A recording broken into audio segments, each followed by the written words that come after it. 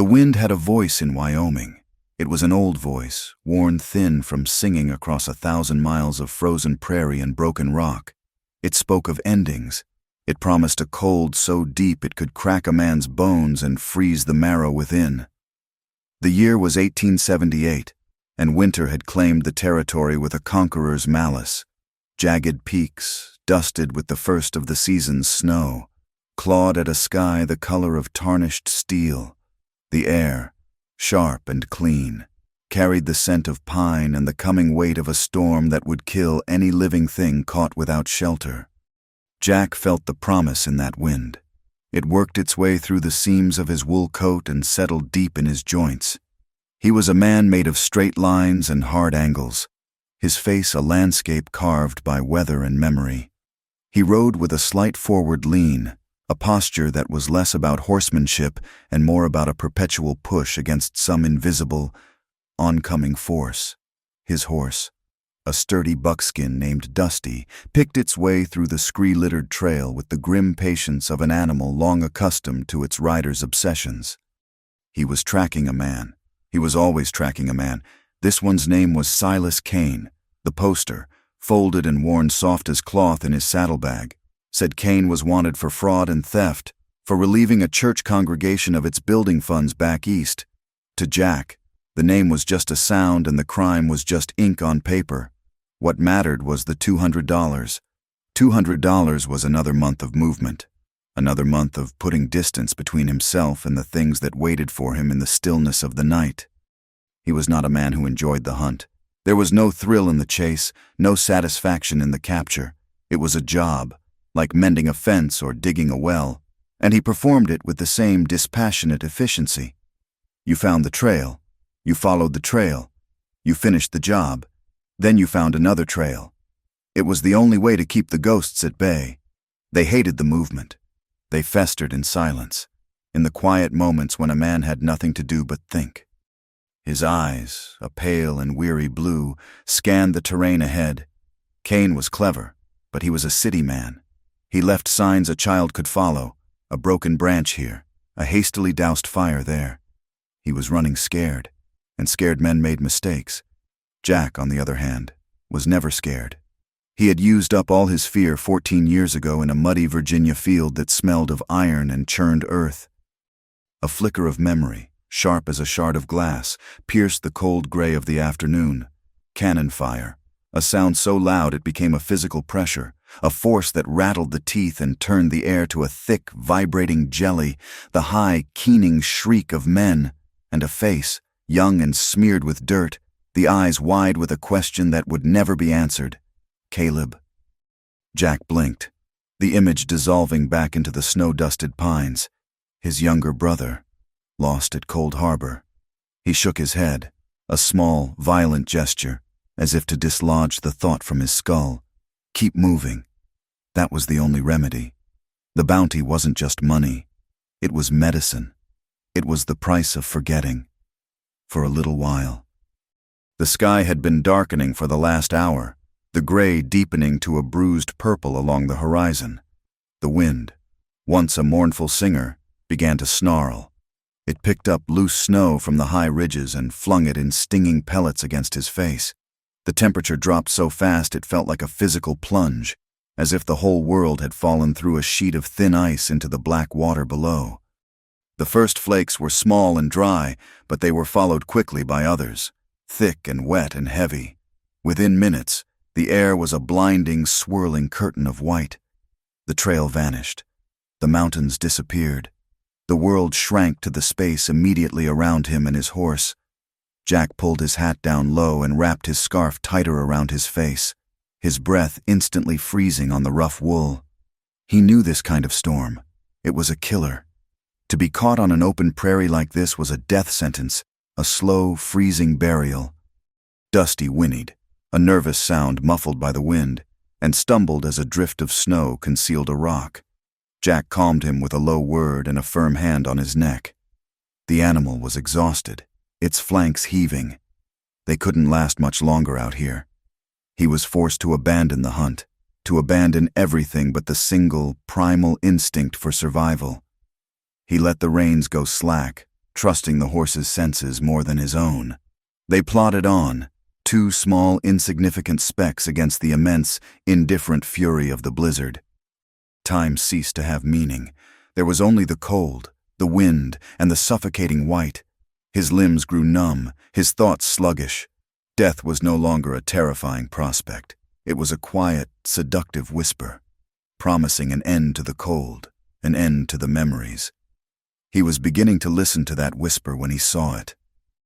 Through a momentary thinning of the snow, a light.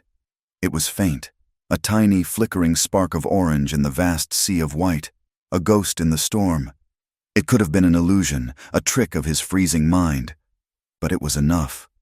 Hope, or something close to it, surged through him, a jolt of warmth in his frozen veins.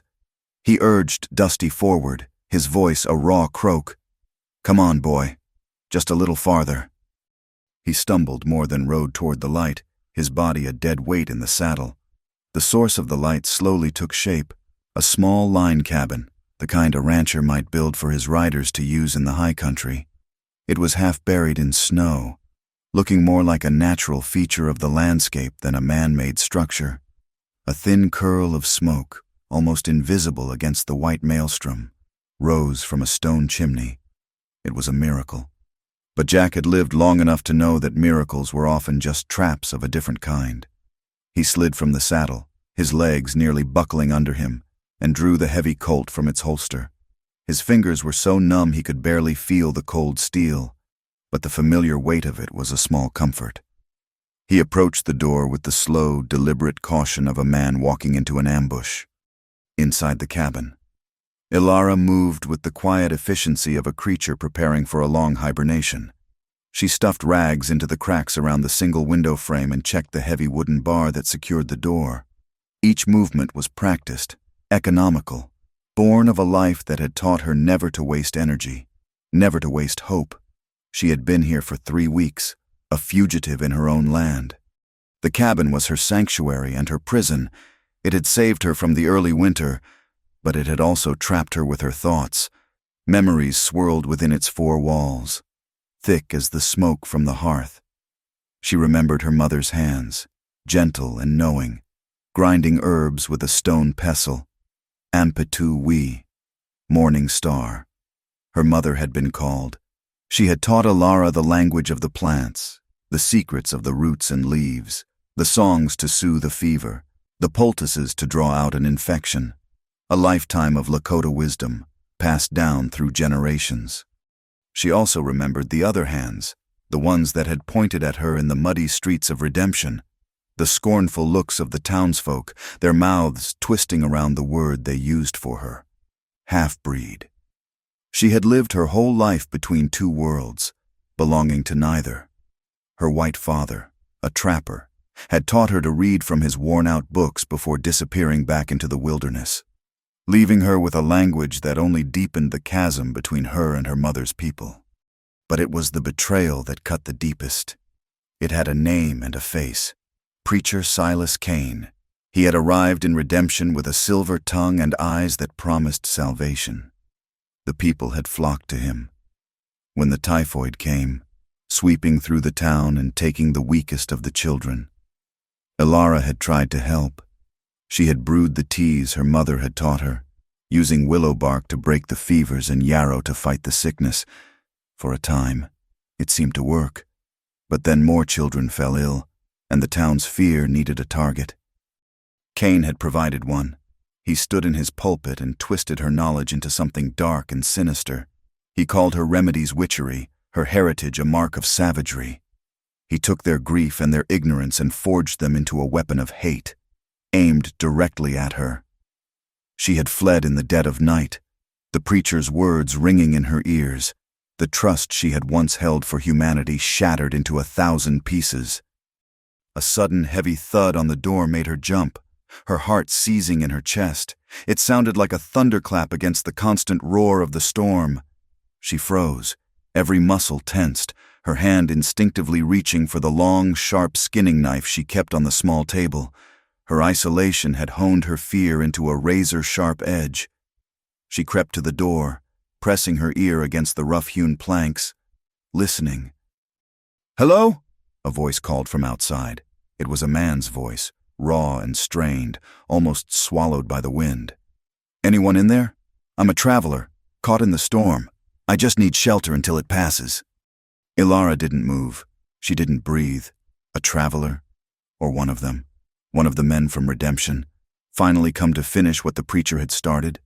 The silence from within was a heavy, unyielding thing. Outside. Jack sagged against the doorframe, the last of his strength draining away. He was dying. He knew it with a cold certainty.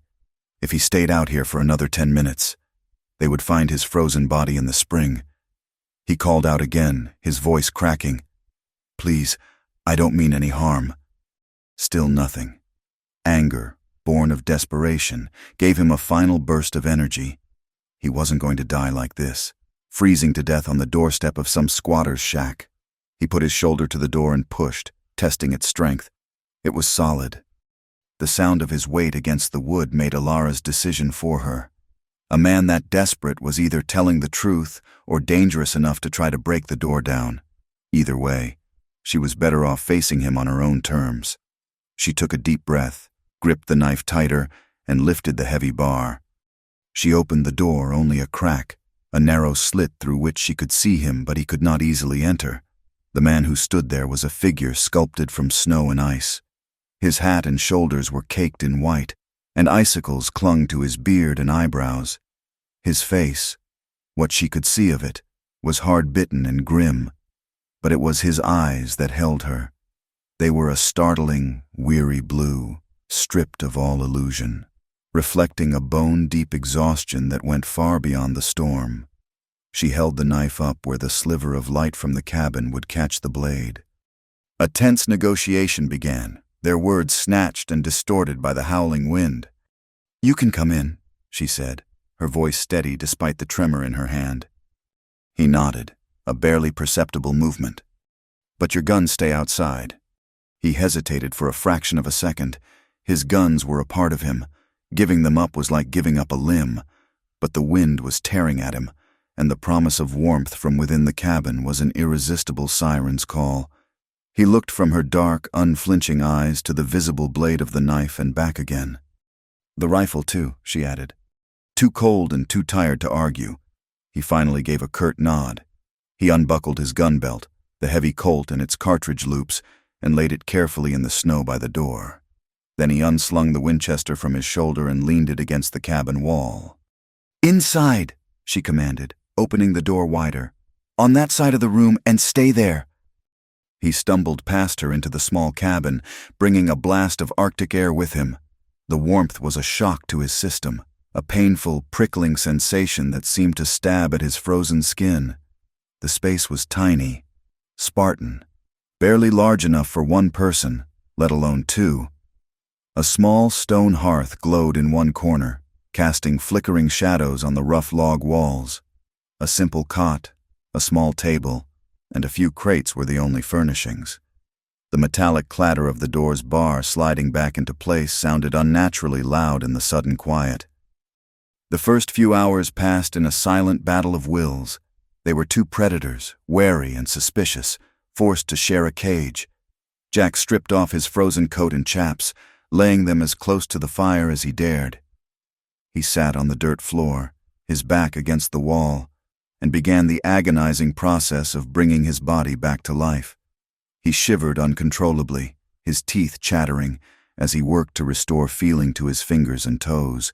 He kept his head down, but his eyes were constantly moving, assessing her, the cabin, the single window, the barred door. He was looking for weaknesses, for escape routes, for the angle of a threat. Ilara watched him from the shadows of the far corner, a sentinel in her own home. She sat on the edge of her cot, her posture tense, the skinning knife resting on the crate beside her, never out of reach. She saw the way he moved, the coiled readiness in his body even as he shivered. He was a dangerous man. She had no doubt of that. The lines on his face were not just from weather, they were from violence. Finally, she rose and moved to the hearth. She ladled some thin rabbit stew from a pot into a wooden bowl. She approached him slowly, holding it out. It was not an act of kindness. It was a strategic move. A starving man was an unpredictable animal. A man with a little food in his belly might be weaker, more sluggish. He was less of a threat if he was not desperate. He took the bowl without a word of thanks, his gaze never leaving her face. He ate quickly, methodically, his eyes still scanning, still assessing.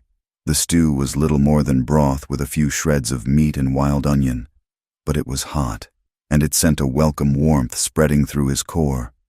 When he was done, he set the empty bowl on the floor beside him.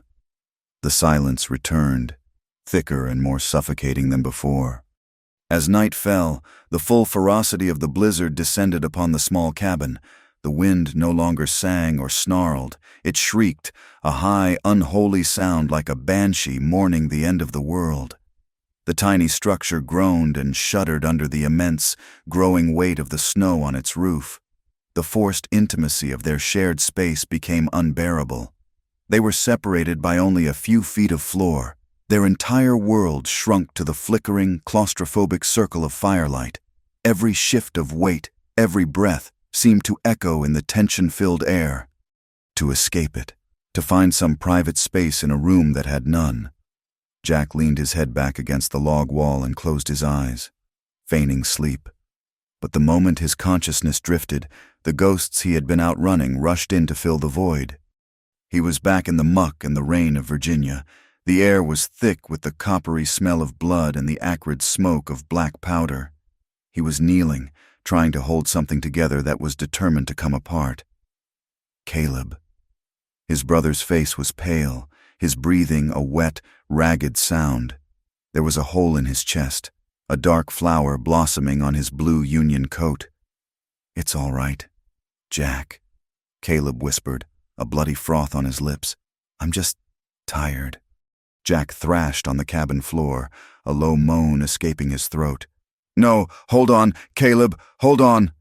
His hands clenched and unclenched, his body rigid with remembered terror. He cried out, a strangled, guttural sound, lost in the noise of the storm.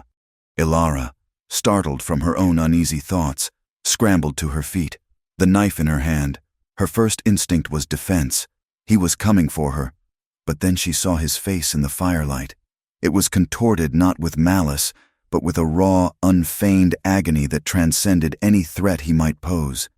His eyes were squeezed shut, tears tracking clean paths through the grime on his cheeks.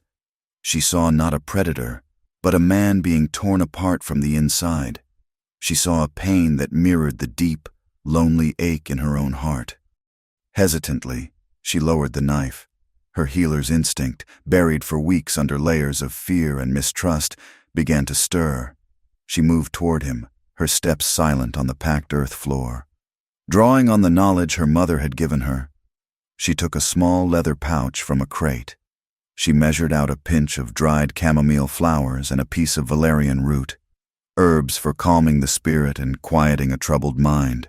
She brewed them in a tin cup with hot water from the kettle by the fire.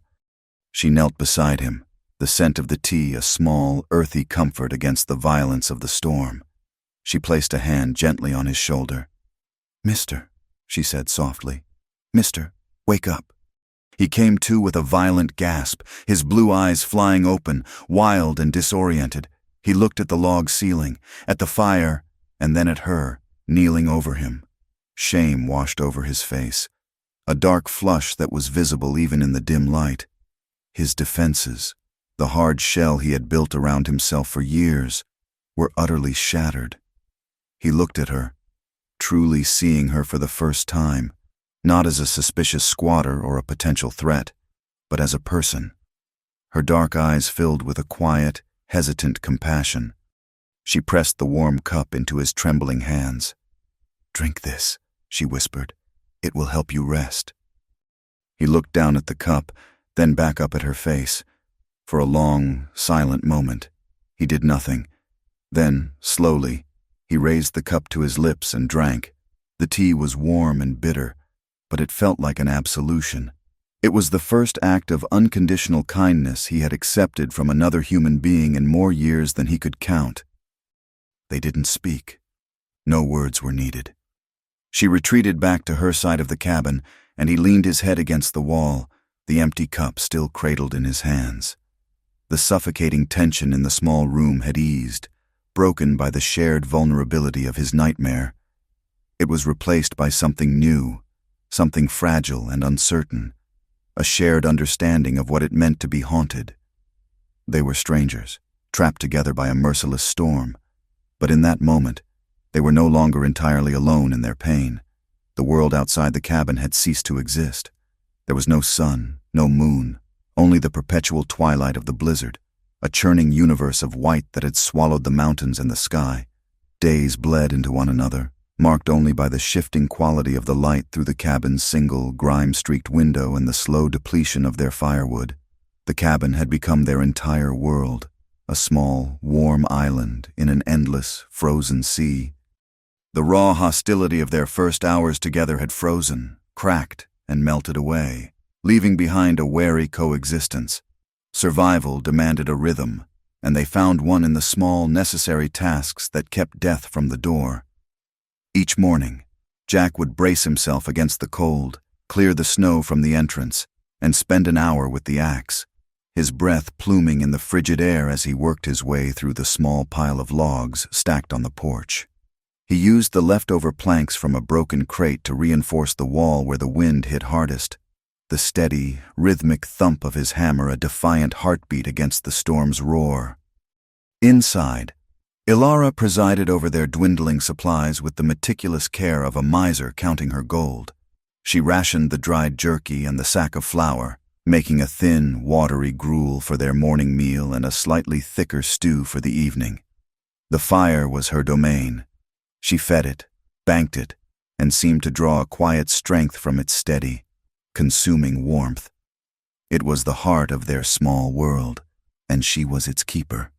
The silence between them changed.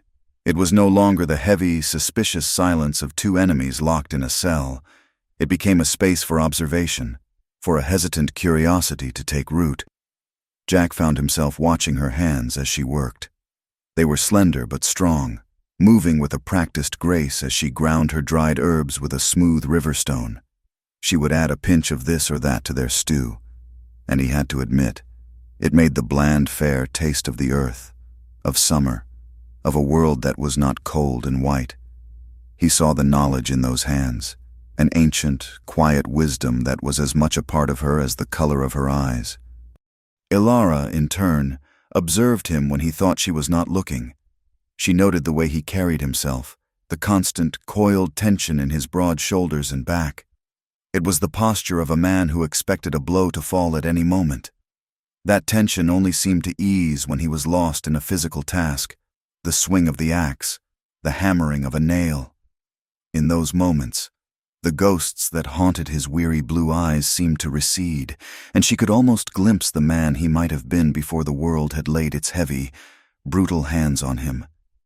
The close quarters and the endless howl of the wind wore away at their defenses, forcing a slow, reluctant peeling back of their layers. One evening, the gnawing hunger in their bellies was particularly sharp, and the shrieking of the storm seemed to mock their fragile shelter.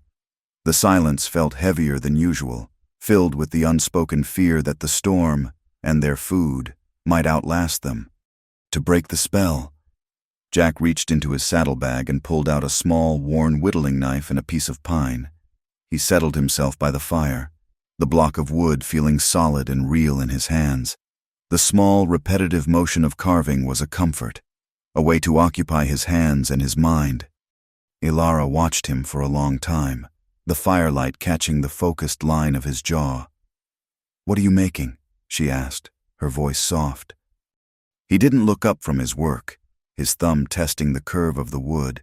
His voice, when it came, was low and raspy, unused to forming words that were not commands or curses. "I don't know yet, just making shavings." He paused, and a long curl of pale wood fell to the floor. "My brother, Caleb, he was the one with the talent for it. He could make anything. Animals, mostly.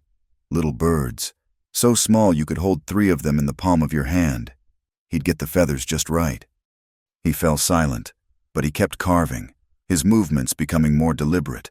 He was no longer just making shavings. A shape was beginning to emerge, the suggestion of a wing, the curve of a head.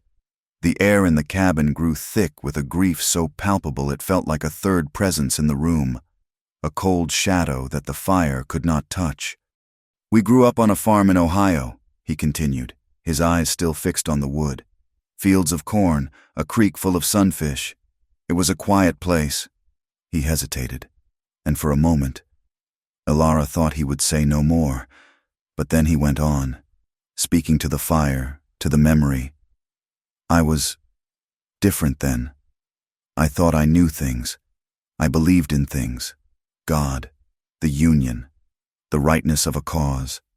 I thought the world was a simple place, that if you were strong and honest, things would turn out right."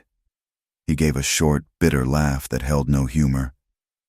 "That version of me, I don't think I'd even recognize him now. He died somewhere in Virginia, I reckon. Buried him there with my brother." He did not say how Caleb died, but Elara did not need to ask. The story was there in the bleak emptiness of his eyes, in the hard set of his mouth. She saw the young man full of certainty that he described, and she saw the broken man he had become, and her heart ached for them both. The fire popped, spitting a shower of sparks onto the hearth. Elara drew her knees to her chest, wrapping her arms around them. His confession, partial as it was, seemed to demand one of her own. "My mother's name was Ampatuwi," she said into the quiet. "It means morning star. She was Lakota." Jack stopped carving and finally looked at her, his hands still. He listened. "My father was a white man, a trapper. He passed through her village one winter and stayed until the spring thaw. He left behind a few books and me." Her lips twisted in a sad, faint smile. "So I grew up in two worlds at once. From my mother, I learned the stories of the earth, the names of the stars, the way to listen to the wind. She taught me which plants could heal and which could harm. From my father's books, I learned your words, your history." She looked down at her own hands, resting on her knees. "When I was a girl, my mother died. Lung fever. The winter was hard, and my remedies were not enough. After that, I was more alone than ever. I didn't truly belong with her people, and I didn't belong with his." She looked directly at Jack, her gaze clear and steady. "The skills my mother gave me, the things I used to try and help people, in the town of Redemption. They called it witchcraft. When the typhoid came, the new preacher, Silas Kane, told them my medicine was a curse. He fanned their fear until it became a fire. It was easier for them to hate me than to face their own grief." She took a shaky breath, confessing the fear that lived in the deepest, most secret part of her heart. "I'm not afraid of them finding me, not really. I'm afraid of this." She gestured vaguely at the small, confining space of the cabin, but he knew she meant the whole world. "Of being alone forever. A ghost that walks between two worlds, with no place to rest." In that moment, they were no longer just a man and a woman. They were two sides of the same tarnished coin, each haunted by a past that had left them exiled and alone.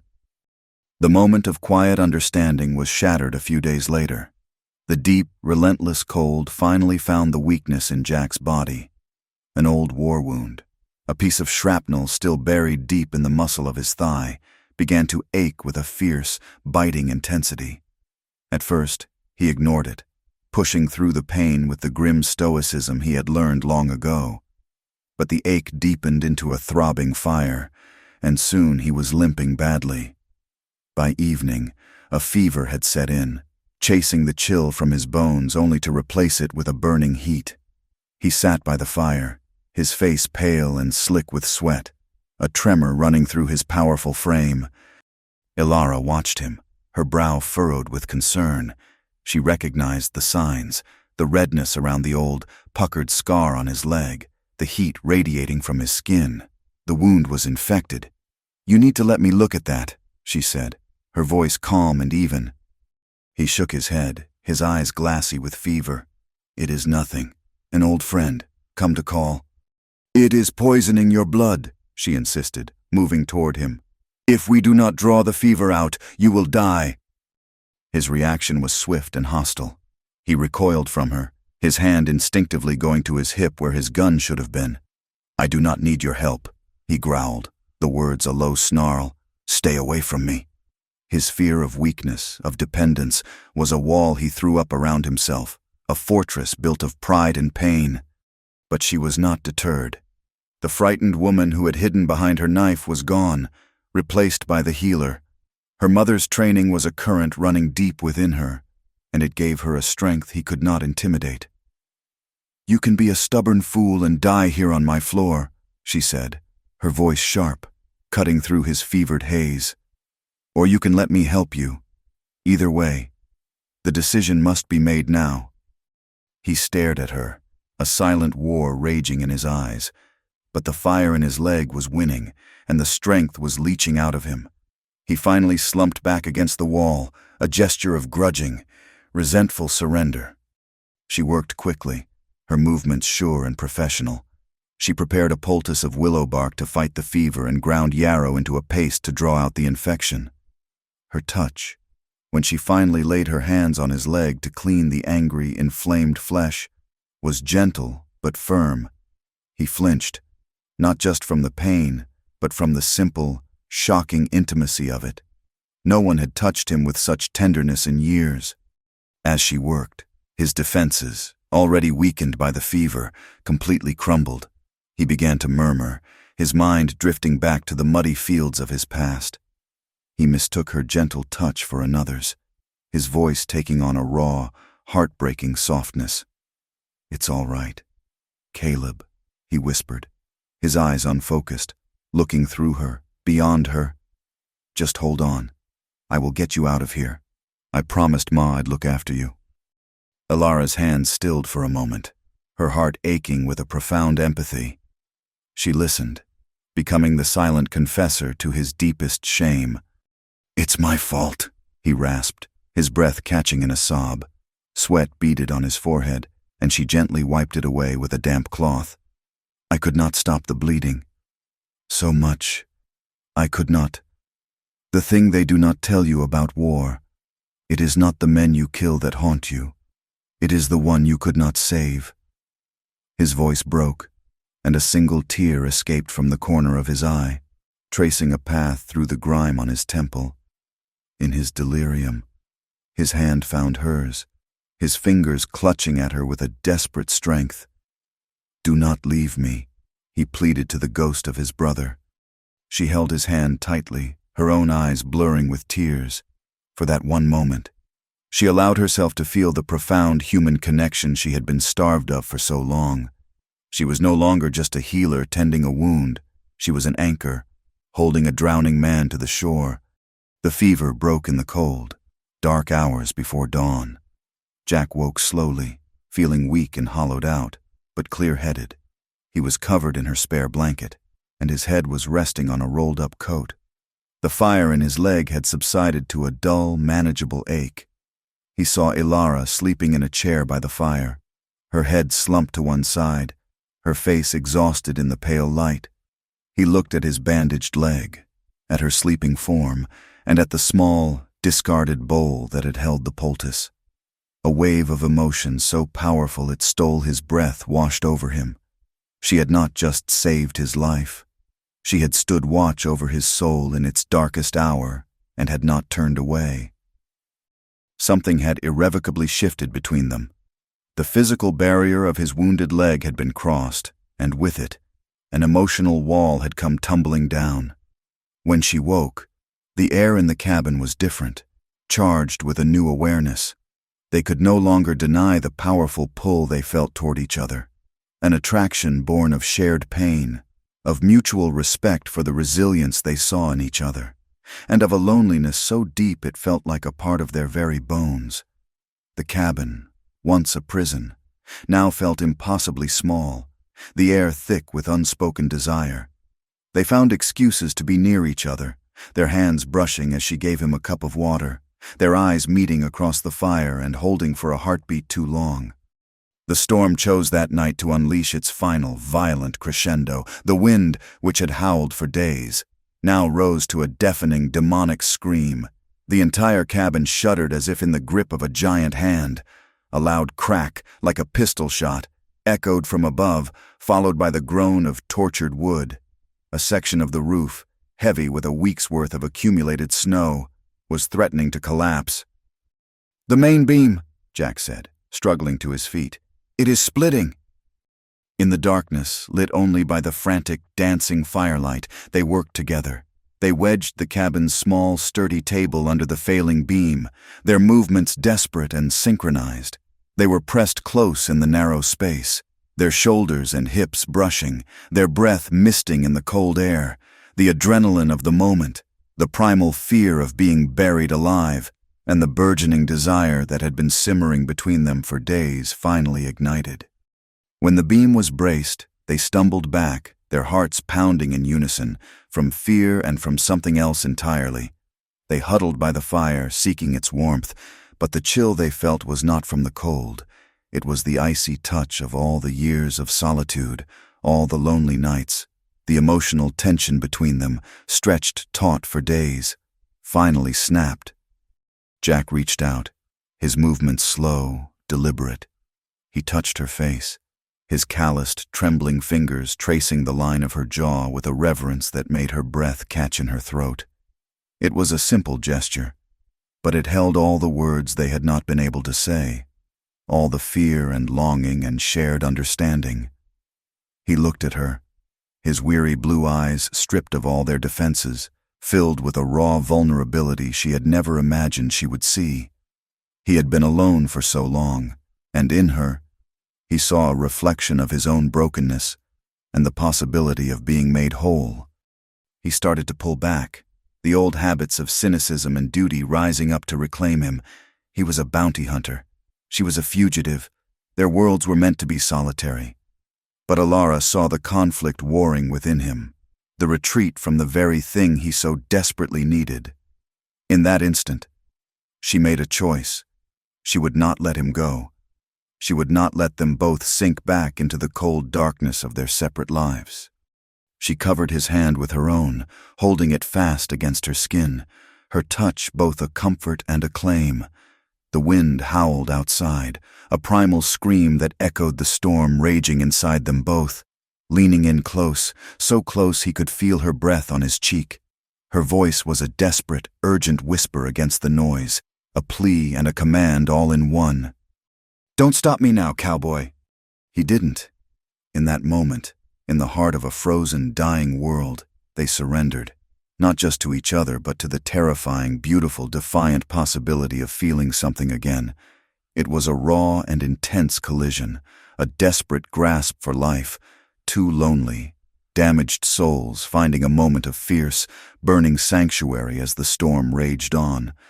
The world was born anew in silence. The morning after the storm's peak dawned not with a roar, but with a profound, breathless hush. The wind, their constant tormentor, was gone, and its absence was a physical presence, a deep and ringing quiet that filled the ears. Through the cabin's small window, the landscape was an impossible creation, a world sculpted by a divine and reckless hand from blinding white snow. The sun, a pale disk in a washed-out blue sky, cast a crystalline light that made every snowdrift glitter with a cold and pristine fire. Inside the cabin, the atmosphere was just as transformed. The raw, desperate hunger of the previous night had resolved into a new and uncharted territory of emotion. A quiet, almost shy tenderness had replaced the long-held wariness.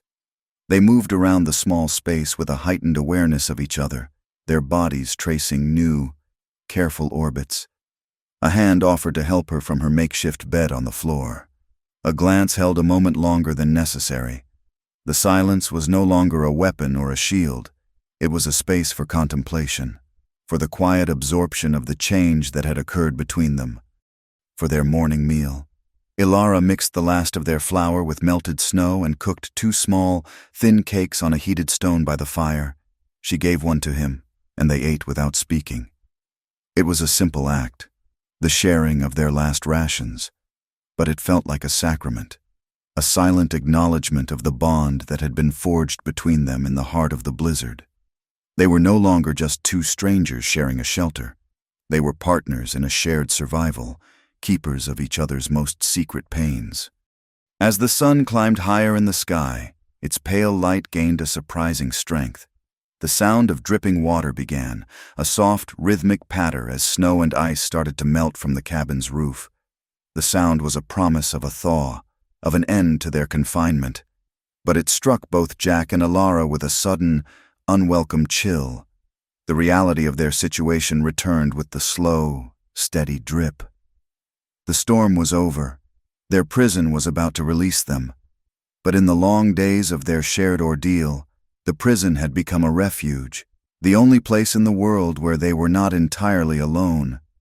The unspoken question of what came next hung between them, as heavy and cold as the air outside. Jack knew he had a trail to pick up, a bounty to collect. It was his purpose, the engine that drove him from one empty town to the next. Alara knew she could not stay in this isolated cabin forever. Winter would eventually yield to spring, and she would have to move on, to find another place to hide, another place to be a ghost. The thought of separating, of returning to those solitary, haunted lives, filled them both with a dread that was surprising in its intensity. In the crucible of the storm, they had become each other's anchor in a sea of chaos. The idea of letting go of that anchor and drifting back into the cold, empty expanse of their own loneliness was now unbearable. Jack rose, the movement stiff and reluctant. He walked to the door, unbarred it, and stepped outside. The light was blinding. He retrieved his Winchester and his gun belt, the leather stiff with cold, the metal of the buckle and the Colt's frame biting into his fingers. He strapped the belt around his waist, the familiar weight settling on his hips. The act felt like a betrayal. It was the uniform of his trade, the armor of the cynical, detached man he had been when he arrived. With the gun on his hip, he was the bounty hunter again, a man who moved through the world but was never a part of it. Alara watched him from the doorway, a sudden sharp pang of fear in her chest. She saw the shift in his posture, the way his shoulders settled into their old, hard lines. Was it over then? Was the man who had confessed his deepest griefs, who had held her through the long, dark night, now gone, replaced by this grim-faced stranger with a gun? Would he simply nod, thank her for the shelter, and ride away, leaving her once more to her solitude? He turned and caught her gaze, and in the weary blue of his eyes, she saw the same conflict that was tearing at her own heart. He saw the fear and the question on her face, and it seemed to decide something for him. He walked back into the cabin, his spurs making a soft, metallic sound on the dirt floor. He reached into the saddlebag he had brought inside days ago and pulled out a folded, worn piece of paper. He had meant to show it to her before, to ask if she knew the man he was tracking. But now, after all that had passed between them, the act felt sordid, like bringing the filth of the outside world into their small, fragile sanctuary. He unfolded the paper and laid it on the small table between them. It was a wanted poster. The drawing was crude, a collection of harsh charcoal lines that barely captured a human likeness, but it was enough. Alara stared at the face of the man who had destroyed her life, and then she saw the name printed in stark, black letters beneath the drawing: Silas Kane. The name hit her like a physical blow. The air rushed from her lungs, and she felt a dizzying wave of cold wash over her, a cold that had nothing to do with the winter outside. She looked from the poster to Jack's grim face, her mind struggling to connect two impossible realities. Confusion warred with a dawning, sickening horror. She looked into his eyes, searching for an answer, and saw only a deep and profound regret. "He's my bounty," Jack said, his voice low and heavy. "I was tracking him when the storm hit. That's why I was in these mountains." He pointed a finger at the text on the poster. "It says here he is wanted for swindling the funds of a church in Dusty, Kansas. It happened long before he ever showed his face in redemption." The information barely registered. All Alara could see was the terrible, devastating shape of it. This man, this stranger who she had let into her home, into her heart, was hunting the very architect of her ruin. The fragile trust she had so tentatively placed in him shattered, the pieces falling like shards of ice around her feet. The old, familiar mistrust, the defense she had lived with for years, rushed back in a bitter, protective wave. "A coincidence?" she whispered, her voice trembling with a mixture of anger and hurt. "Is that what you are telling me? Or were you using me, hoping I would lead you to him?" The accusation hung in the air, sharp and poisoned. Jack saw the change in her instantly. He saw the light in her eyes extinguish, replaced by the guarded, wounded look of the woman who had first opened the door to him with a knife in her hand. He had to stop it. He had to make her understand. "No," he said, his voice earnest, urgent. He took a step toward her, but stopped when she flinched. "Elara, no, I swear it. I took the job for the money. That is all. His name was just a name. I did not know who he was to you. I did not know anything about redemption until you told me." He looked from her face to the ugly drawing on the poster, and his own expression hardened with a genuine disgust. "To me, he was just a thief. Now I know he is something much worse. He is a man who preys on people's faith and twists their fear into a weapon. Knowing what he did to you." He shook his head, his voice trailing off as he fought for the right words. "It changes everything." And in that moment, Jack stood at the most significant crossroad of his life. For years, he had lived by a simple, brutal code. A job was a job. A bounty was a bounty. You finished the work, you collected the money, and you moved on. He could do that now. He could take Elara to the nearest town, ensure she was safe, and then continue his hunt for Cain. It was the practical thing to do. It was what the man he had always been would do. He would collect his $200 and ride on, back to his empty, solitary existence, the memory of her a warm, fading ember in the cold winter of his life. Or he could choose a different path. He looked at Elara, truly looked at her. He saw not just the pain and betrayal in her eyes, but the fierce, resilient strength that lay beneath it. He saw the woman who had faced down a lynch mob, who had survived alone in the wilderness, who had nursed him back from the brink of death with nothing but her knowledge and her will. He realized, with a clarity that was like a physical jolt, that the numbness he had been chasing for a decade across half the country was gone. In its place was a fierce, protective feeling, a warmth in his chest he had thought long dead and buried with his brother. He wanted to protect her, yes, but it was more than that. He wanted to stand with her. He wanted to build something with her. He had made his choice. He reached out, but not for her. His hand closed around the wanted poster. He slowly crumpled it in his fist, the paper crackling in the quiet cabin. Then, in one decisive movement, he tossed the wrinkled ball of paper into the hearth. It landed among the glowing embers and, after a moment, caught fire. They both watched as Silas Cain's name and face blackened, curled into ash, and disappeared. Jack looked at her, his eyes clear and resolved. "The bounty's gone," he said simply, "but the man still needs to answer for what he did. To you." His words, and the selfless finality of his action, washed over Elara, extinguishing the fire of her anger and mistrust. She saw the truth in his eyes, the unwavering sincerity of his choice.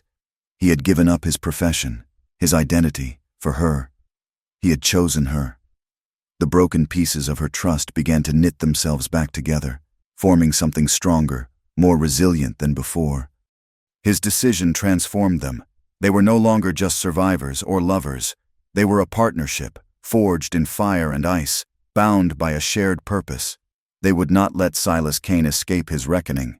Their goal was not money, but a justice of their own making. They spent the rest of the day preparing. The world outside was still a treacherous place. The deep snow hid crevasses and concealed landmarks. The cold was still a lethal threat. And the wolves, their hunger sharpened by the long storm, would be hunting. They had to be smart, and they had to be ready. Jack took his spare revolver, a Colt Peacemaker, from his saddlebag. He laid it on the table and began to show Alara how it worked. "This is yours now," he said. He showed her how to load it, how to cock the hammer, how to aim and squeeze the trigger, not pull it. The act of teaching her, of placing the cold, heavy steel of the gun in her hands, was an act of profound trust. He was giving her power, the means to protect herself. She listened intently, her hands surprisingly steady as she mimicked his movements, the weight of the weapon feeling both foreign and necessary. She, in turn, laid out her own arsenal. She prepared a salve of rendered animal fat and pine resin for burns and frostbite. She showed him which tree barks could be boiled into a pain-relieving tea and which roots, dug from beneath the snow near the riverbank, could provide a starchy, nourishing meal. Her knowledge, the very thing that had caused her to be cast out, now became their shared asset for survival. The act of teaching each other was an act of intimacy, a weaving together of their disparate skills into a single, strong cord. They left the cabin at dawn the next day. A fine mist rose from the snow as the sun began its slow climb, painting the eastern sky in pale shades of rose and gold. The world was achingly beautiful, but its beauty was a mask for its dangers.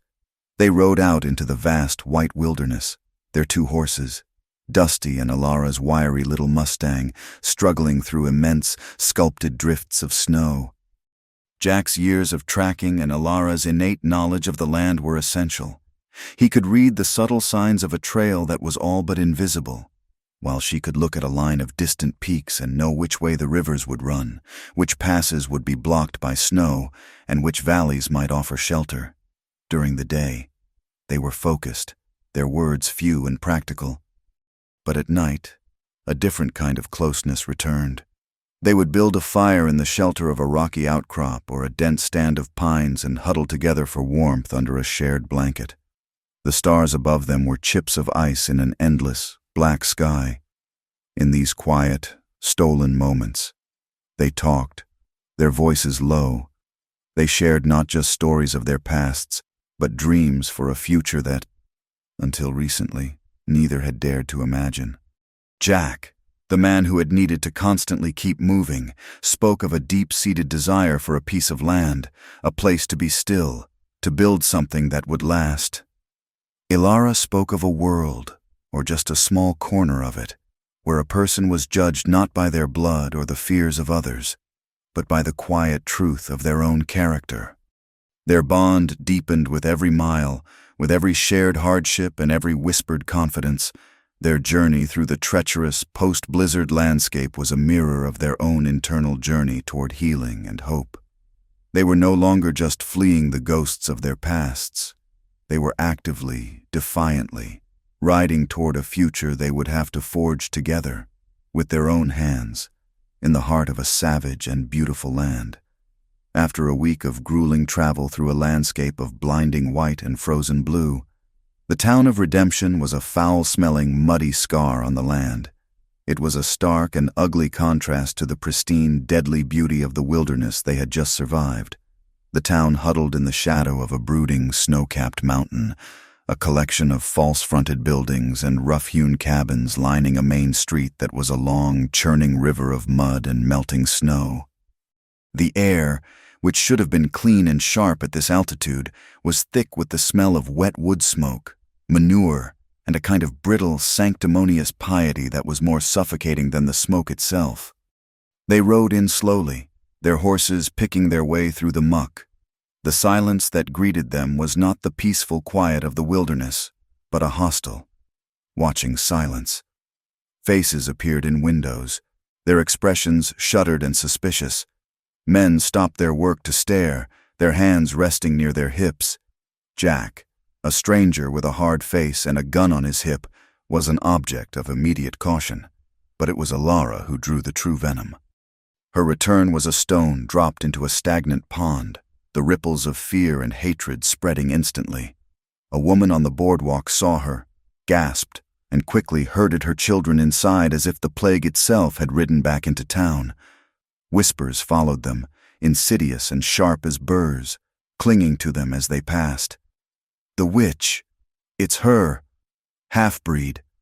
the words were a disease, an invisible miasma of prejudice that was more chilling than the winter wind. Alara kept her head high, her back straight, her face a mask of stoic indifference. But Jack felt the tension in her, the slight, almost imperceptible tremor that ran through her body. He wanted to reach out, to put a hand on her arm, but he knew that any sign of affection would only fuel their hatred. They found lodging at the town's only livery stable, a drafty barn run by a dour, one-eyed man who took their money without meeting Alara's gaze. They stabled the horses and took a small, cold room in the hayloft, the scent of hay and dust a small comfort after the open hostility of the street. It did not take long to understand the new shape of the town. In Alara's absence, Silas Kane had solidified his power until it was absolute. The typhoid outbreak and her subsequent banishment had been the foundation upon which he had built his kingdom. He had positioned himself as redemption's savior, the righteous shield against the savage. Godless evils of the world, evils that, he preached, looked exactly like Alara. He was no longer just the preacher. He was the head of the town council. He controlled the flow of goods from the east. And he had the town's sheriff, a weak-willed, pot-bellied man named Bartholomew Tibbs, so firmly in his pocket that the man might as well have been a lint-covered coin. To the public, Kane presented a face of benevolent, charismatic authority. He spoke of community, of faith, of building a new Eden in the wilderness. His sermons, they learned, were the town's main social event, his booming voice and fiery promises holding the populace in a state of mesmerized devotion. But Jack and Alara, who knew the rotten core of the man, saw the web of control he had spun, the way fear, not faith, was the true currency of his power. Their quest for justice felt impossible from the start. They were pariahs in a town that had already passed its judgment. When Alara tried to speak to women she had once known, women whose children she had cared for, doors were slammed in her face. An old trapper she had sometimes traded herbs with now shuffled away, refusing to meet her eyes, muttering about not wanting any trouble. Jack tried to gather information in the saloon, a grim, smoky place that smelled of stale beer and desperation. He bought a bottle of whiskey and sat at a corner table, listening. But the men were tight-lipped, their conversations guarded. Any mention of the preacher was met with either fervent praise or a sudden, fearful silence. They were either loyal to Kane or too afraid to be anything else. Jack was a good listener, but there was nothing to hear. The town's secrets were buried deep, protected by a wall of collective fear. They were forced to operate in the shadows, two ghosts haunting the edges of a town that wished them gone. They met in their cold hayloft room, the frustration and the danger a constant, unspoken presence. It became brutally clear that simple accusations would mean nothing.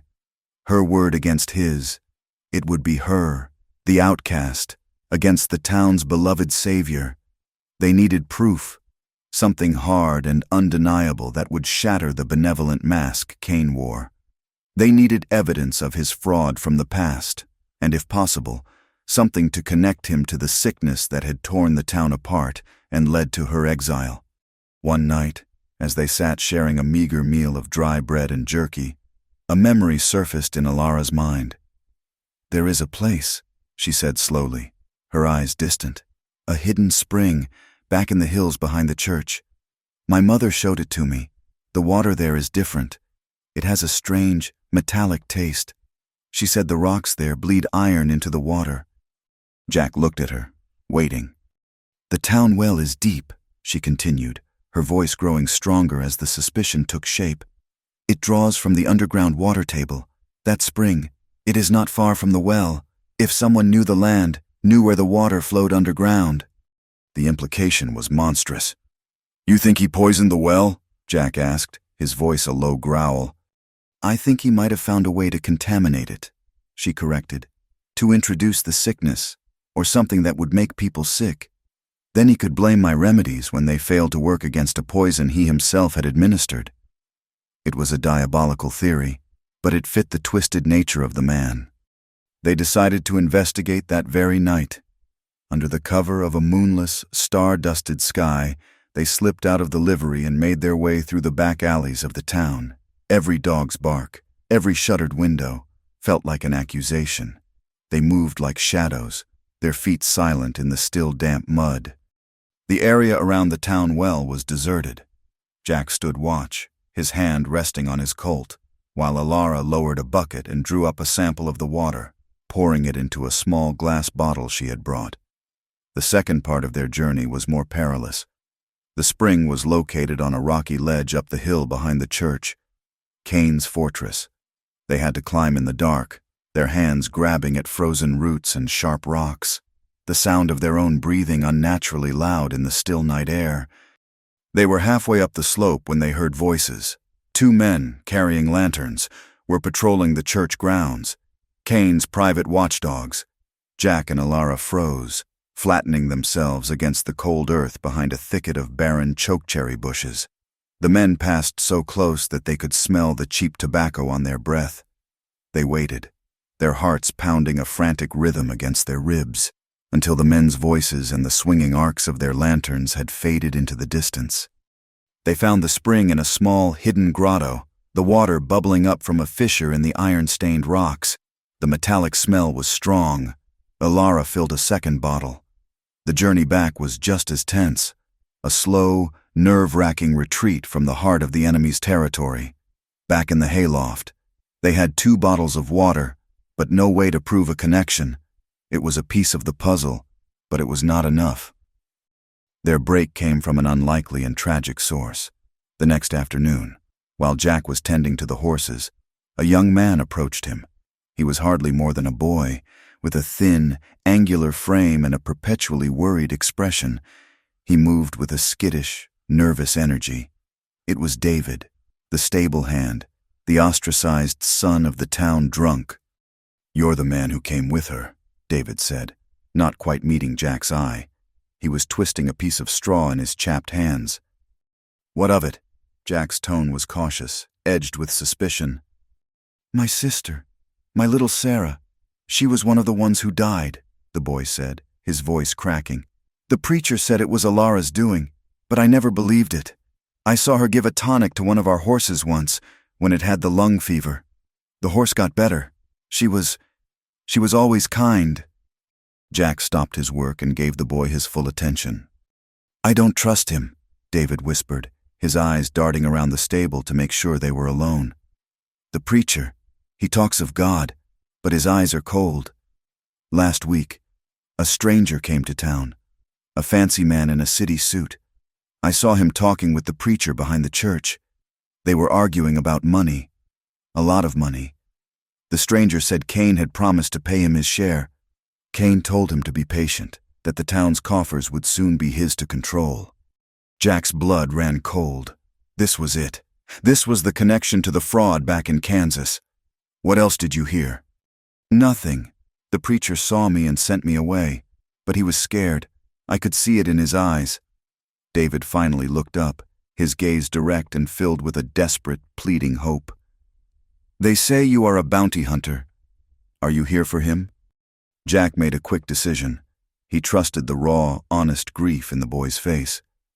"We are here for justice," he said quietly. "For your sister, and for Alara." Hope and fear warred in David's eyes. "I can help," he said, his voice barely a whisper. "I clean the church. I know the preacher's office. He keeps a lockbox under a loose floorboard beneath his desk. That is where he must keep his secrets." A plan began to form, dangerous and desperate. The town held an evening prayer service every night. It was the one time they could be sure Cain, and most of the townsfolk, would be occupied. David could let them into the church, and while Cain was mesmerizing his flock with visions of heaven and hell, they could search his office. It was a terrible risk, but it was the only chance they had. David, driven by a need to see justice for his sister, agreed without hesitation. That evening, the air was thick with the sound of the church bell, a solemn, tolling summons, from their hayloft window.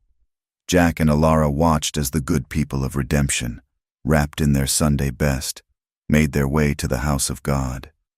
When the streets were finally empty, they slipped out and met David in the shadows behind the church. The boy was pale and trembling, but his resolve was firm. He led them to a small side door, unlocked it with a key he had stolen, and ushered them inside. The church was empty and cavernous, lit only by the faint moonlight filtering through the tall, arched windows. From the main hall, they could hear the faint, distant sound of the organ, and then the rising, booming cadence of Silas Cain's voice as he began his sermon. David led them to the preacher's office, a small, austere room furnished with a heavy oak desk, a bookshelf filled with leather-bound Bibles, and a single, stern-looking chair. The sound of the sermon was louder here, vibrating up through the floorboards.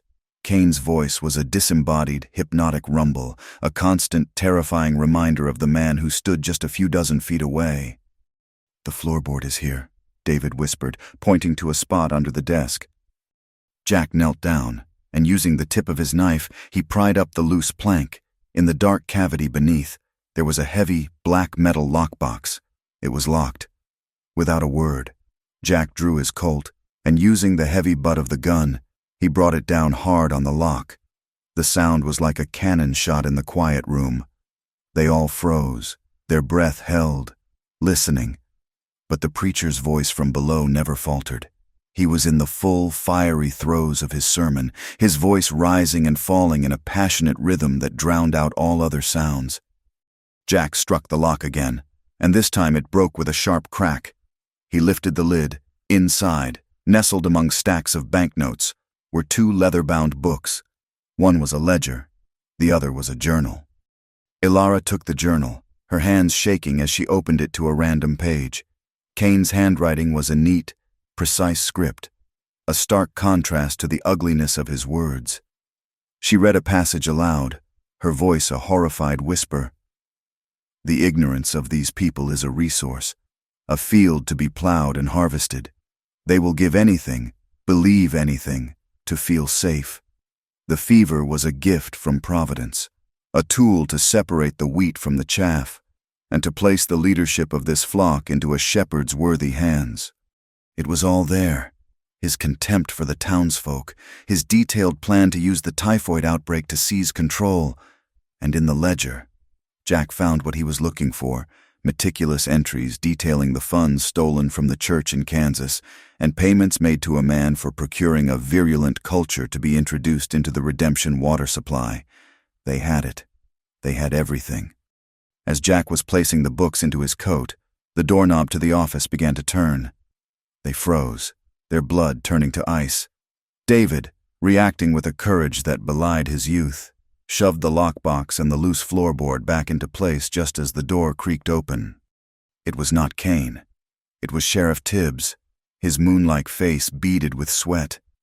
"Preacher sent me back," he said, his eyes widening as he took in the scene. The three of them, their panicked faces, the pry marks on the floor. Said he thought he heard a noise. "Sheriff, thank God," David said, stepping forward, his voice high with desperation. He was trying to create a diversion, to draw the sheriff's attention away from Jack and Ilara. "I saw them sneak in here. I was trying to stop them." But before the sheriff could react, another figure filled the doorway. It was Silas Cain. His sermon must have ended early. His benevolent mask was gone, his face a thunderous storm cloud of fury. "What is the meaning of this?" he boomed. "Preacher, I caught them," Tibbs stammered, fumbling for his pistol. "This boy says—" But Cain was not looking at the sheriff. His eyes were locked on the slight bulge in Jack's coat. He knew what they had found. In that moment, the preacher disappeared, and the cornered, venomous animal beneath was revealed. With a speed that was shocking, Cain lunged forward, not at Jack, but at the sheriff. He grabbed Tibbs's wrist, twisted it, and wrenched the gun from the sheriff's clumsy grasp. It all happened in a heartbeat. David, seeing the gun in Cain's hand, shouted and charged forward, a desperate, foolish act of bravery. Cain turned, his face a mask of pure, reptilian hatred, and fired. The explosion was deafening in the small room. David was thrown backward as if by an invisible fist, a dark, blossoming stain appearing on his thin chest.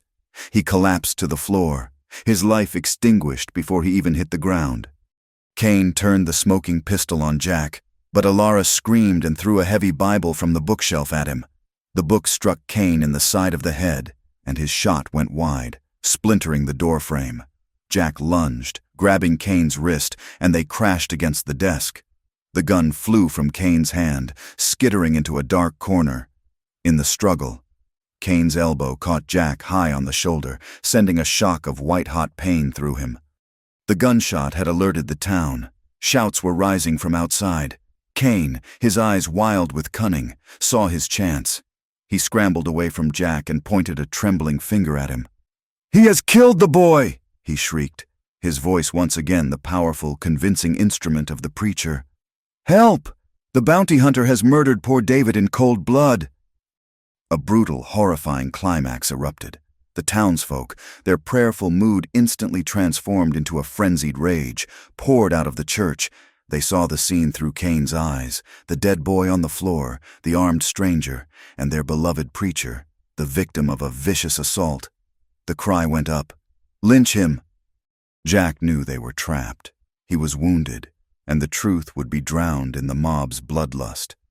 He scooped up the ledger and the journal, the proof that had cost a boy his life.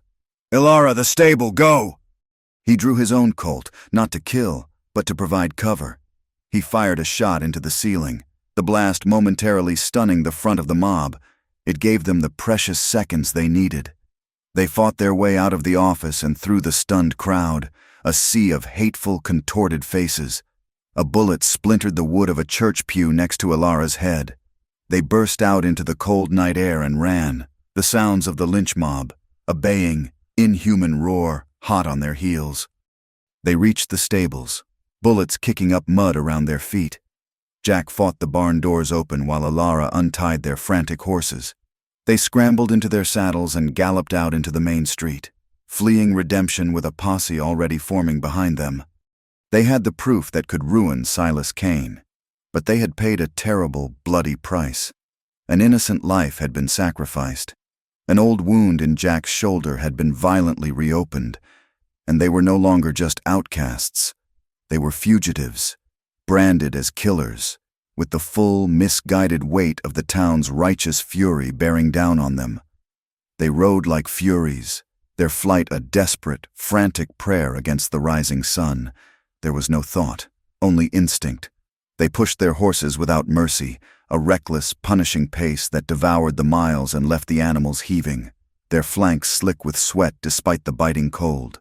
Redemption was behind them, a place of fire and hate, and ahead of them lay the unforgiving, frozen sanctuary of the wilderness. The landscape, which had once been a prison, was now their only ally. Its deep canyons swallowed the sound of their hoofbeats, its dense pine forests shielded them from view, and its jagged, snow-choked ridges offered 100 paths to disappear. The adrenaline that had fueled their escape was a fire that burned hot and fast, and when it was gone, it left only the cold, bitter ashes of reality. The pain in Jack's shoulder, a dull throb during the struggle, sharpened into a vicious, biting agony.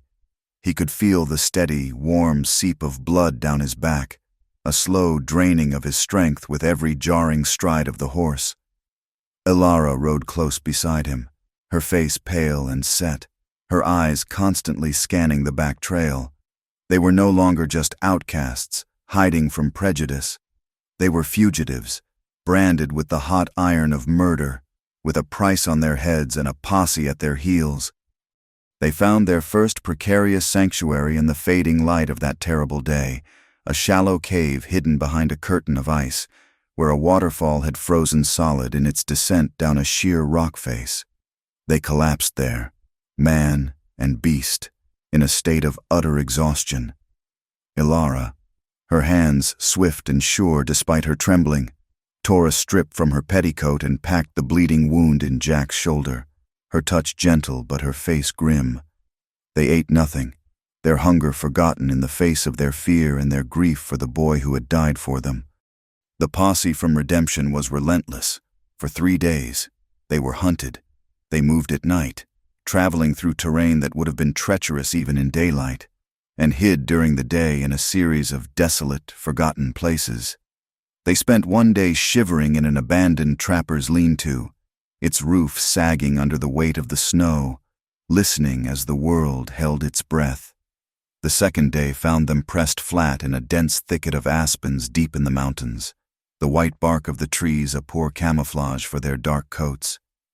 It was there, in the aspen grove, that they had their closest call. They heard the posse before they saw them, the jingle of harness and the low, gruff voices of men. Jack and Alara lay motionless in the snow, their horses kept quiet only by a firm hand on their muzzles. The riders passed less than 50 yards from their hiding place, a grim procession of armed men, their faces hard with righteous fury. They could hear their words, snatched by the wind. "Split up at the pass. They cannot have gone far. The big one is wounded."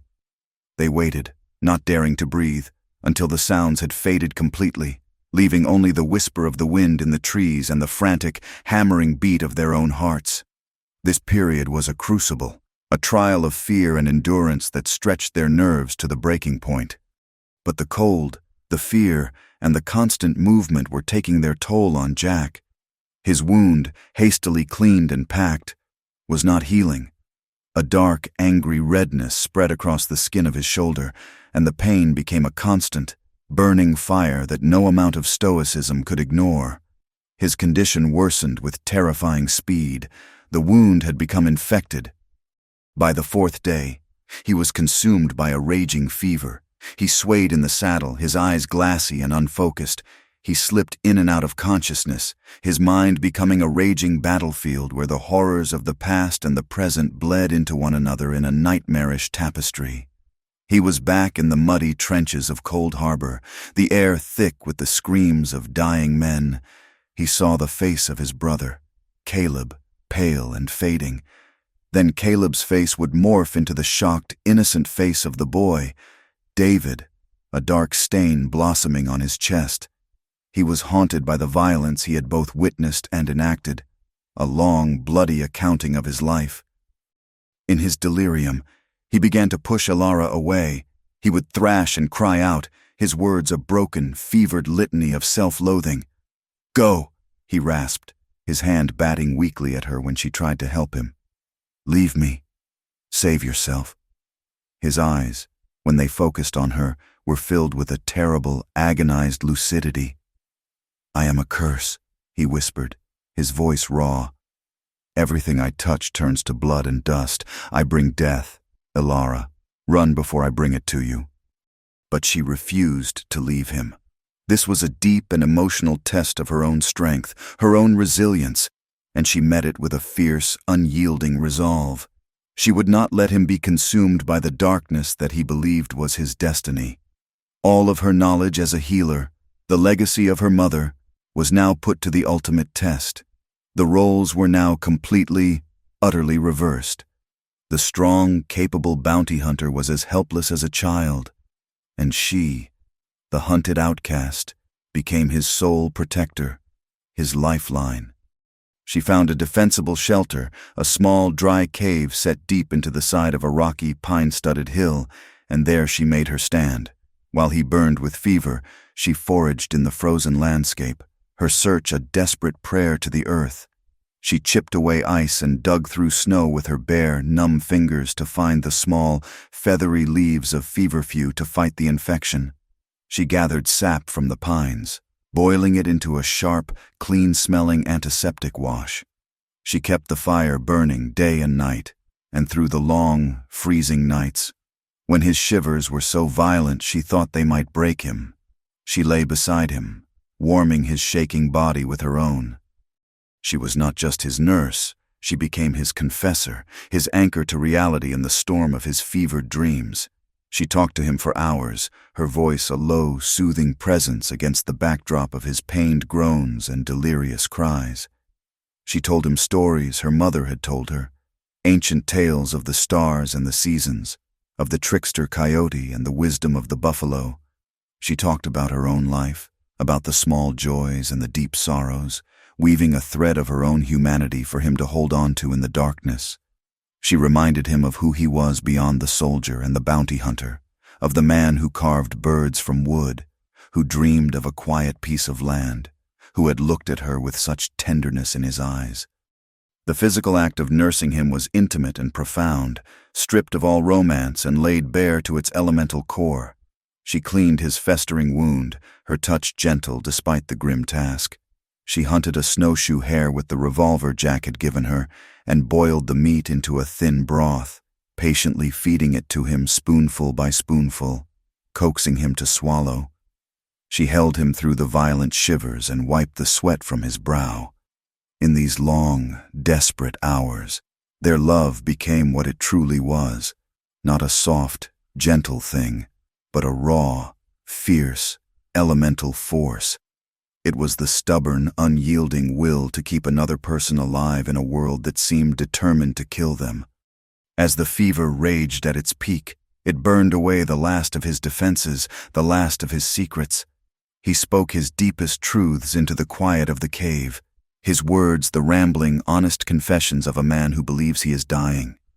"I am hollow," he whispered one night, his eyes fixed on the flickering shadows on the cave roof. "The war, it scooped me out, left nothing inside but ghosts. I have been running ever since, trying to find something to fill the emptiness. But there is nothing. I am too broken to ever be whole." Ilara, listening as she bathed his face with a cool, damp cloth, felt her own heart break for him, and in the safety of that shared, desperate moment, she confessed her own deepest wound in return. "I know what it is to feel broken," she said softly, her voice thick with emotion. "All my life, I have felt like a ghost, walking between two worlds, not enough of my mother's people to be one of them, not enough of my father's to be one of you. I have spent my whole life on the margins, watching, but never belonging. And sometimes I think I am fundamentally unlovable, someone to be used or feared or hated, but never truly seen or accepted for who I am." In the flickering firelight of a hidden cave, surrounded by a world that wanted them dead, two broken people laid their deepest fears bare, and in doing so, found a connection so profound it transcended the pain, the fever, and the fear. The fever broke on the 7th day. It did not retreat. It shattered, leaving Jack washed up on the shores of consciousness like a shipwreck victim. He woke to the taste of clean water on his lips. He was weak, his body gaunt and aching, but his mind was clear for the first time in days. He saw Ilara sitting by the fire, mending a tear in his shirt with a makeshift needle. She was exhausted, her face thin and smudged with soot, dark circles like bruises under her eyes. But as she watched him, her gaze was steady and watchful. He looked at his shoulder, now clean and bandaged with fresh moss and cloth. He looked at the small pile of firewood, at the remains of the hare, at the small pouches of herbs laid out on a rock. He saw the evidence of her tireless, desperate fight for his life, and he was overcome with a wave of emotion so powerful it left him breathless. He understood, with a shattering clarity, the depth of her sacrifice, the sheer, stubborn strength of her love. She had not just saved his life, she had stood guard over his soul, had met his darkness with her own light, and had refused to let him be consumed by it. In the quiet aftermath of the fever, in the safety of their hidden refuge, the words they had held back for so long finally came. "I would have been lost without you," he told her, his voice rough and hoarse with disuse and emotion. She came to him and knelt by his side, her hand coming up to touch his face, her fingers cool against his still warm skin. Her eyes were shining with unshed tears. "You are my home," she replied, her voice a whisper. They both knew that the love they shared was not a gentle thing. It was not the stuff of poems or quiet courtships. It was a fierce, scarred thing, forged in the heart of a blizzard, tested by the fires of prejudice, and tempered in blood and fever. It was jagged and imperfect and utterly real.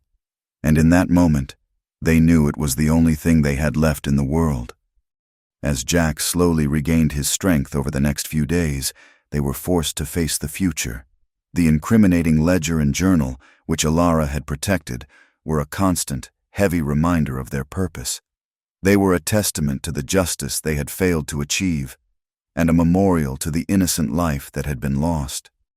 The idea of riding into another town, of finding a federal marshal and presenting their proof, seemed like a fool's errand. The world outside their small cave was not on their side. They were wanted criminals.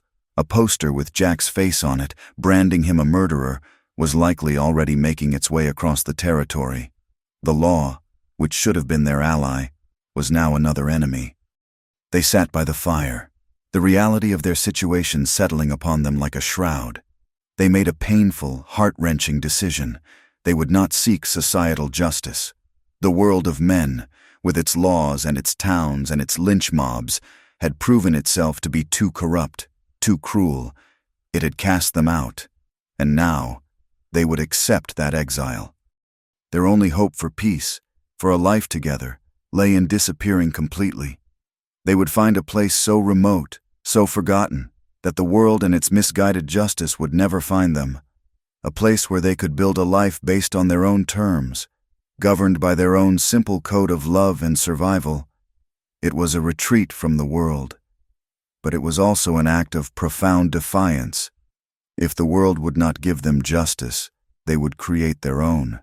If the world would not give them a sanctuary, they would build one with their own hands, in the wild heart of the land itself. They left the mountains that had been their crucible and their refuge, turning their backs on the south and riding north. They were guided by a ghost, by the memory of a story Jack had heard years ago from a one-eyed French trapper in a saloon in Cheyenne. The old man had spoken of a hidden valley, a place the Ute people had once called the Valley of Quiet Suns. It was, he'd claimed, a piece of heaven on earth, protected on all sides by impassable granite ridges and accessible only through a single hidden canyon that was nearly impossible to find. For a man like Jack, who had spent years chasing bounties across maps, the challenge of finding such a place was a welcome focus. For a woman like Alara, who had spent her life searching for a place to belong, the idea of it was a fragile, dangerous prayer. Their journey was long, a slow pilgrimage across a vast and empty land. Their progress reflected their internal state. They were weary and scarred, moving with the caution of wounded animals. But beneath the caution was a fragile, determined hope that pushed them onward. They traveled far from the main trails, skirting the edges of civilization like the ghosts the world believed them to be. When their supplies ran low, they would approach the most remote trading posts, lonely outposts of humanity where news traveled slow and faces were quickly forgotten. At one such post, a dusty collection of sod buildings on the edge of the Badlands, Jack saw it. Nailed to the wall beside the door was a wanted poster, the paper already yellowed and peeling. The crude drawing was of his own face, the name Jack Coulter printed beneath it, and the words "Wanted for murder" in stark, black letters. Below that, in smaller print, it offered a reward for any information regarding his accomplice, a nameless half-breed woman. He stood for a long moment, the ledger and journal they carried feeling like a heavy, useless weight in his saddlebag. He saw Alara watching him, her face pale. No words were exchanged, none were needed. They bought what they needed: flour, salt, seeds, and ammunition, trading a few small nuggets of gold Jack had saved, and left without looking back, the injustice of the world a cold, hard fact at their backs. After weeks of searching, of following the vague, half-remembered directions of a long-dead trapper, they found it. A narrow, winding canyon, its entrance almost completely obscured by a rockfall and a stand of ancient, twisted junipers. It did not look like the entrance to paradise. It looked like a dead end. But Jack, trusting the trapper's tale, led them forward. The canyon twisted and turned for nearly a mile, the walls so close in places that they had to lead the horses single file, and then it opened up. The valley was more beautiful and wild than they could have possibly imagined. It was as if they had stepped out of the harsh, gray world and into a secret, untouched creation. A river, so clear they could see every colored stone on its bed, snaked its way through a valley floor of lush green meadows dotted with wildflowers. Even in the late spring, the meadows gave way to thick forests of pine and fir on the lower slopes, and higher up, vast groves of aspen trees stood like a silent, watchful army, their white trunks stark against the dark green, and all around them, Rising up to touch the piercing blue sky were sheer, impassable cliffs of gray granite, a natural fortress wall that cut their new home off from the rest of the world.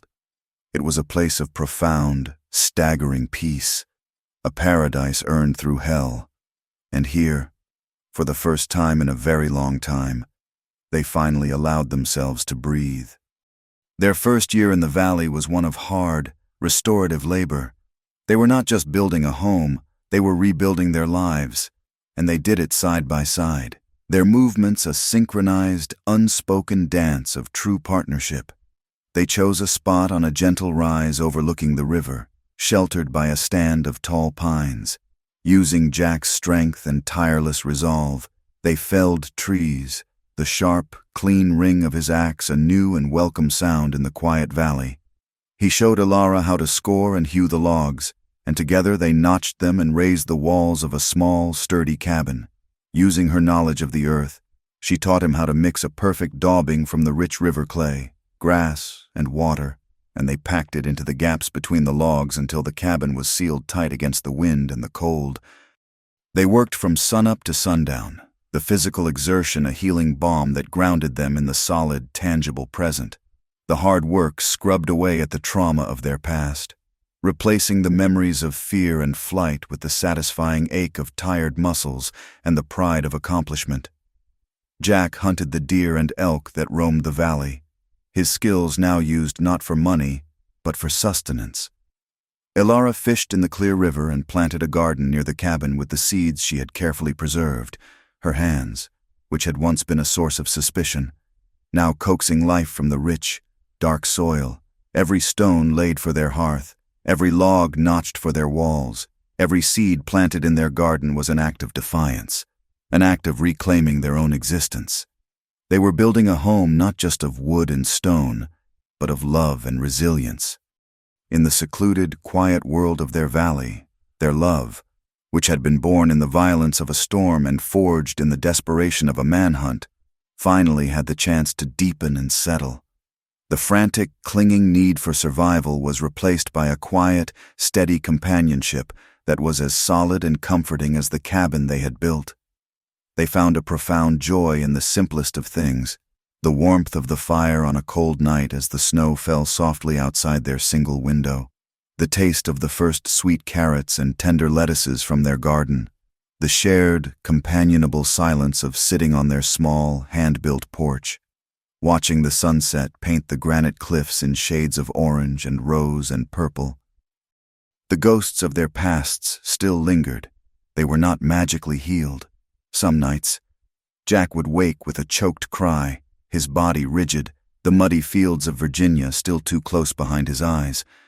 And sometimes, in the middle of a quiet afternoon, Elara would fall into a deep, sad silence. Her gaze turned inward to the memories of the pointing fingers and the hateful words. But now, they had each other to chase the shadows away.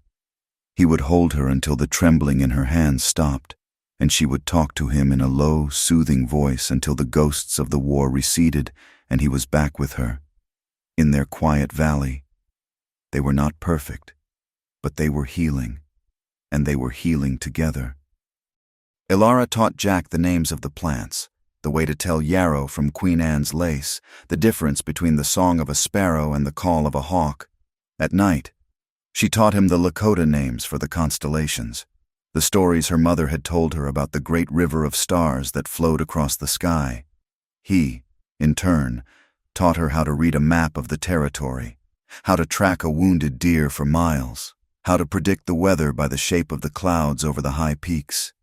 In their small, isolated world, they built a life that was a perfect and beautiful fusion of their two different worlds.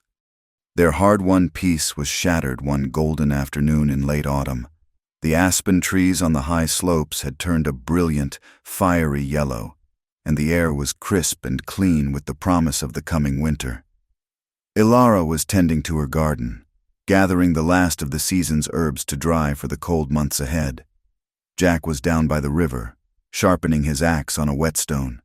It was a scene of perfect domestic tranquility. And then he appeared, a lone rider, at the mouth of the valley, where the hidden canyon opened up.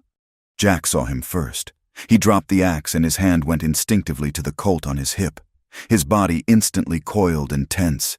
He called Alara's name, his voice low and urgent. She looked up, saw the figure, and a cold dread washed over her, extinguishing the warm autumn sunlight.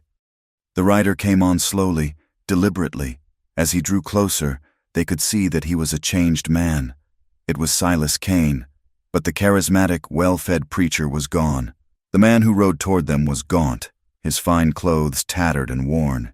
His face was thin and unshaven, and his eyes, which had once charmed a whole town, now burned with a feverish, hollowed-out obsession. They learned later, from the journal he carried, the story of his last year. After their escape, the ledger and the journal had been found in his office. The town of Redemption, fickle in its loyalties, had turned on him with the same mob fury they had once directed at Jack and Alara.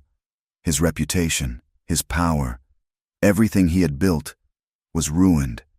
He had escaped his own lynching by a hair's breadth and had spent the last year consumed by a single burning need for revenge. He had tracked them relentlessly, driven by the mad conviction that they, not his own evil, were the source of all his misfortunes. The final confrontation was not a grand shootout in a dusty street.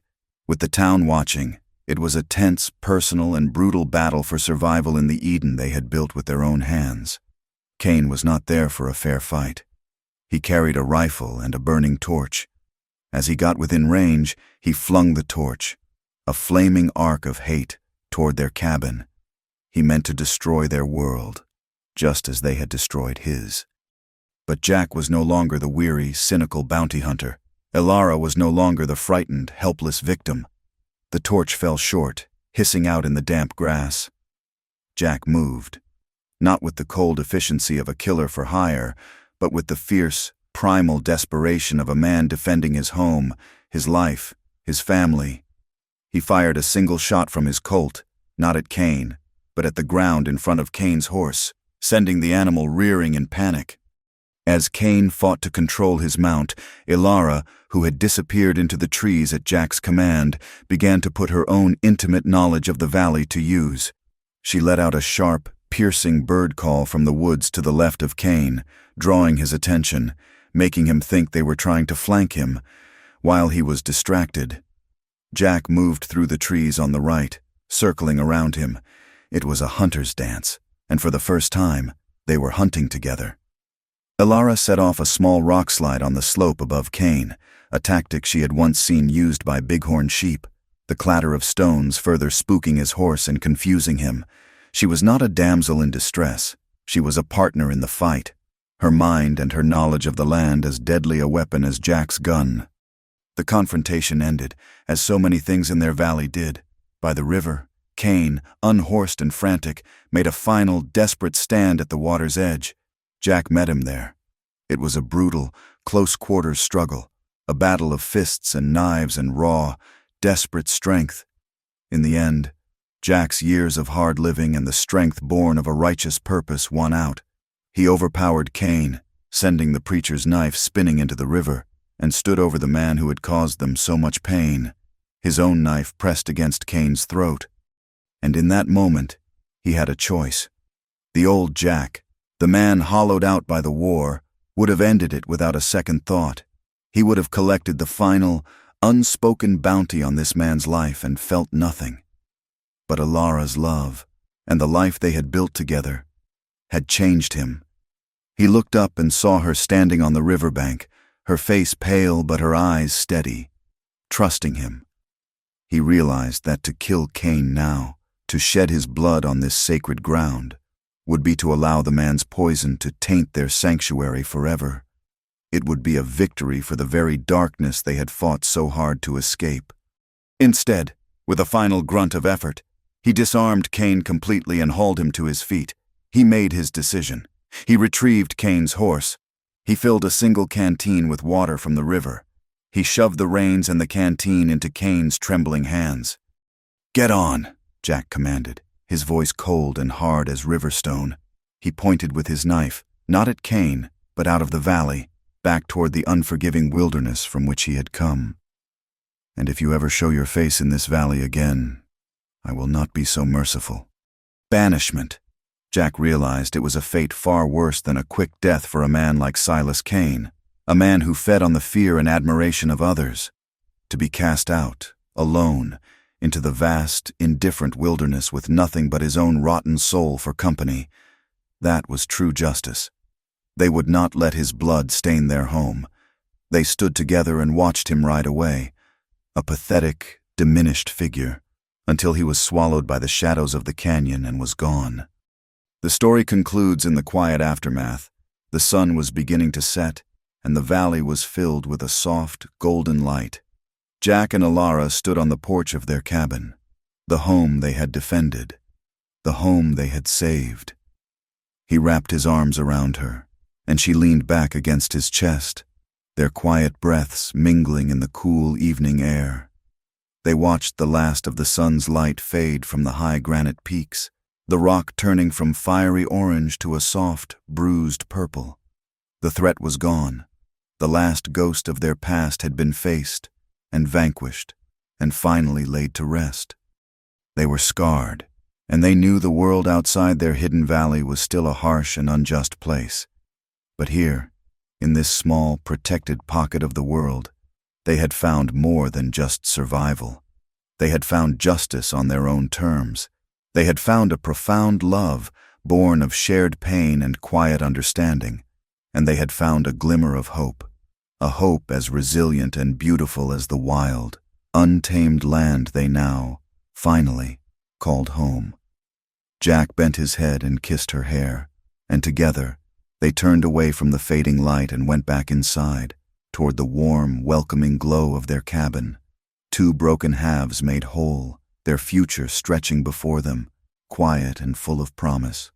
Thank you for listening to our story. Please comment with where you are listening from to connect with others. Subscribe to the From Wild West channel and share your thoughts with us in English.